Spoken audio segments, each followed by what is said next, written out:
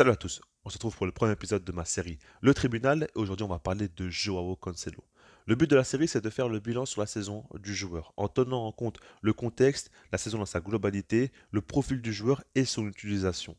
Ça c'est très important parce que j'ai l'impression qu'aujourd'hui les gens vont surtout retenir les derniers matchs, les dernières grosses erreurs du joueur et tout simplement se faire un avis là-dessus. Alors qu'en soi c'est beaucoup plus complexe que cela. Ici on va commencer en parlant du positif, ensuite du négatif et à la fin, je ferai le bilan en vous disant si le Barça doit acheter le joueur ou non. Alors déjà pour commencer, au niveau du positif, le premier point est clair, c'est sa compréhension du jeu.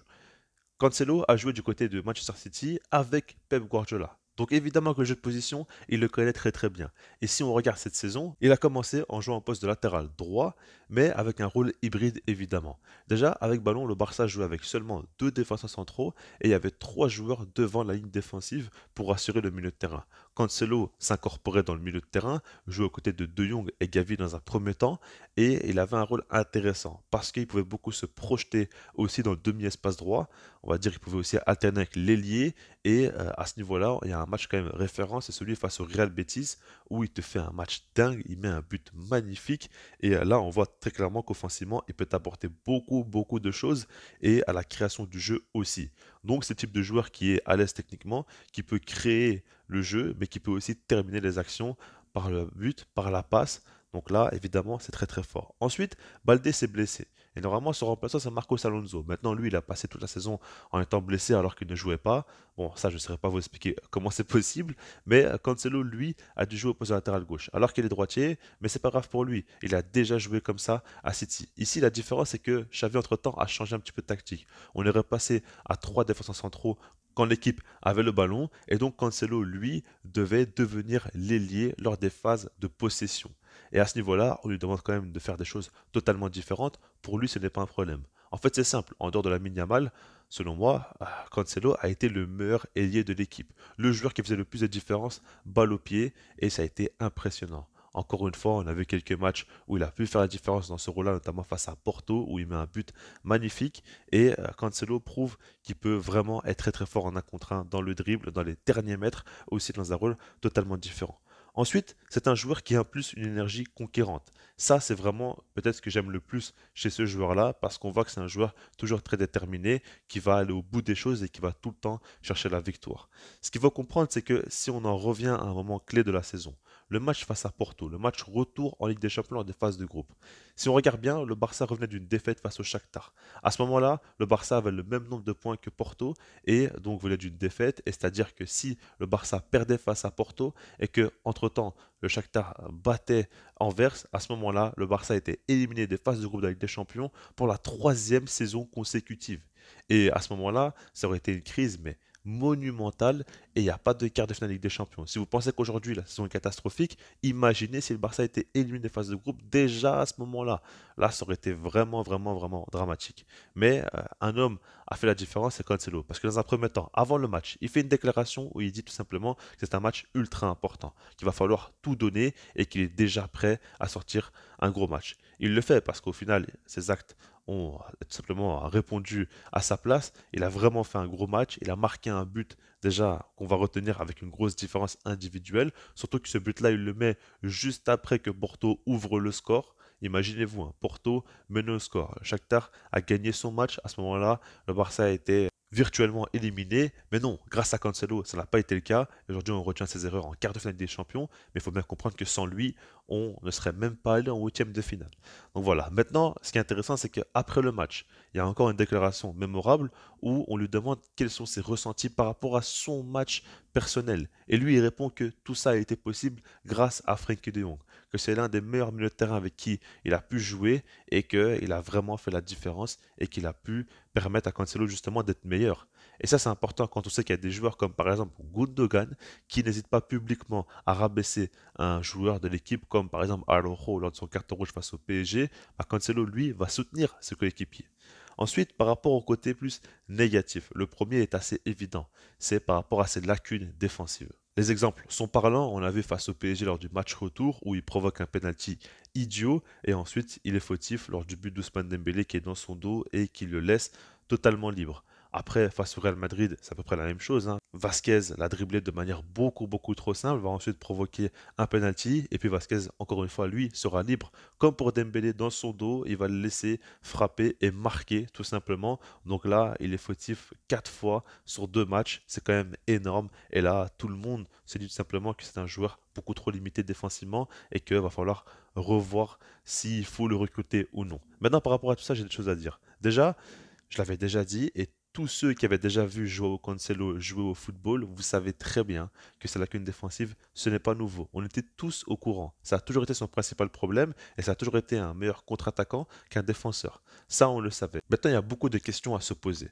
Déjà, dans un premier temps, un joueur comme ça qui a de telles lacunes, il faut le protéger. Et ça, Xavi l'avait fait pendant un moment. Rappelez-vous, quand il annonce sa démission, il avait changé un petit peu, on va dire défensivement, quelques petits trucs, avec notamment Araujo, qui est passé en tant que défenseur central gauche et qui compensait les montées de Cancelo sur le couloir gauche où il pouvait défendre en un contre un face à l'ailier quand Cancelo était trop haut sur le terrain. Parce qu'évidemment, quand Cancelo devient ailier gauche, il laisse beaucoup d'espace dans son dos et là, à ce moment-là, il faut compenser. Araujo l'a très bien fait. Après, bon, il a arrêté de faire ça, il a mis Koubarsi, et Koubarsi a un rôle totalement différent dans cette position. Maintenant, ce que j'aimerais dire aussi, c'est qu'il faut bien comprendre une chose. Si le Barça arrive de moins en moins à dominer ses matchs, à garder le ballon et à tout simplement être l'équipe conquérante sur le terrain, évidemment que le Barça va plus subir, et évidemment que le Barça n'a pas des joueurs pour défendre. Parce qu'ici, on parle de Cancelo, mais Frenkie de Jong n'est pas un bon défenseur, Pedri n'est pas un bon défenseur, Gundogan n'est pas un bon défenseur. Le Barça a énormément de joueurs comme ça qui sont beaucoup plus à l'aise avec ballon que sans ballon. Et si Xavi n'arrive plus à dominer autant ses adversaires, s'il joue avec un jeu de transition qui a pu faire mal, par exemple au PSG lors du match aller, il n'y a pas de souci, ça peut donner beaucoup de résultats, mais ce n'est pas adapté à l'effectif. Le style de jeu n'est pas en adéquation avec les qualités des joueurs du Barça, donc forcément qu'ils ne seront pas mis en avant. Et Cancelo en paye le prix fort. Maintenant, je suis d'accord avec vous. Défensivement, il fait des erreurs quand même qu'il ne doit pas faire. Lui-même l'a dit après le match retour face au PSG que son erreur a été assez enfantine quand il provoque le penalty et qu'il s'en voulait énormément. Contrairement par exemple à Araujo qui n'a pas voulu avouer ses torts alors que lui c'est flagrant, il a pris un carton rouge qui a tué complètement le match. Donc lui-même est le premier à le dire. Maintenant ce que je veux dire c'est qu'il faut le nuancer en disant simplement que tactiquement Xavi ne l'aide pas forcément assez, que le style de jeu de l'équipe aussi ne l'aide pas, et après oui il doit faire des efforts individuels, maintenant ça reste une lacune et tous les joueurs ont de lacunes. Et après Cancelo lui a de grandes qualités, balle au pied, ce que peu de joueurs au Barça ont très clairement. Maintenant pour moi, le vrai problème de Cancelo n'est pas vraiment défensif. Ça, on le savait déjà. Et ceux qui font les choquer aujourd'hui, ben, c'est qu'ils ne le regardaient pas à City.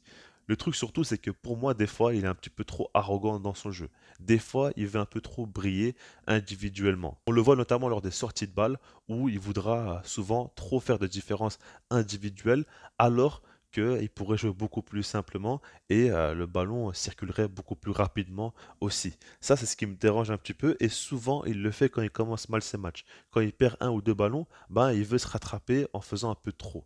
Comme face au Real Madrid lors du Classico, quelquefois, ça a été très dérangeant parce que Vasquez lui a pris quelques ballons et donc il a voulu les dribbler. Il a voulu un petit peu se racheter de tout ça alors que c'est pas forcément nécessaire. À ce moment-là, il joue plus pour lui que pour l'équipe. Et là, c'est un gros problème et on l'a vu notamment en Liga aussi. Il y avait un match où il avait perdu un ballon et le Barça avait encaissé un but. Je pense que c'était face au Celta Vigo. Je me souviens plus exactement. Mais en tout cas, voilà, Cancelo, c'est ce type de joueur-là qui va des fois un peu trop prendre de risques. Il est un peu trop confiant et ne pense plus trop à l'équipe, mais plutôt à lui. Et simplement, il veut briller. Ça, c'est vraiment un gros problème chez lui. Maintenant, je pense que c'est par exemple un problème qui va poser beaucoup de problèmes parce qu'il peut être gommé. Et avec un coach beaucoup plus exigeant, ça ira mieux. Maintenant, juste avant de faire le bilan, il faut quand même analyser la situation du Barça à ce poste. Il faut bien comprendre qu'aujourd'hui, le Barça n'a pas beaucoup de latéraux. Il y a tout simplement Marcos Alonso qui va certainement partir. Sergio Roberto n'est plus considéré comme un latéral, mais plutôt comme un milieu de terrain. Et ensuite, tu as Baldé qui va revenir d'une longue blessure. Tu as Hector Fort qui a seulement 17 ans, qui est très jeune, qui aura certainement plus de temps de jeu la saison prochaine. Mais voilà, il va falloir quand même qu'on y aille doucement avec lui. Et puis, ben, tu as Cancelo. Et puis, évidemment, il y a aussi Koundé. Mais Koundé, voilà, c'est un rôle hybride un petit peu différent. Par rapport à tout ça, bah déjà tu comprends qu'il n'y a pas beaucoup de joueurs fiables à ce poste. Et Cancelo, lui, avec son expérience, avec toutes ses qualités que je vous ai énoncées, bah, il sort un petit peu du lot. Par rapport à tout ça aussi, si jamais il vient au Barça, on parle de 25 millions d'euros pour un joueur de 29 ans qui a beaucoup d'expérience, qui a déjà une saison au Barça, qui a montré de très belles choses. Pour moi, ce n'est rien du tout. Et aujourd'hui, pour moi, c'est clair et net. Cancelo a été l'un des meilleurs joueurs du Barça cette saison. Il ne faut pas simplement se fier à deux matchs. Alors, c'est les deux matchs peut-être les plus importants. Le match qui te tue le titre en Liga et le match qui te fait éliminer en Ligue des Champions. Je suis d'accord avec vous. Maintenant, il y a beaucoup, beaucoup de matchs aussi positifs.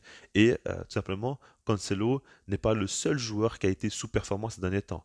Comme je vous l'ai dit, tactiquement aussi, les joueurs ne sont pas non plus valorisés et ne sont pas tout simplement pleinement utilisés. Et ça fait tout simplement beaucoup de dégâts.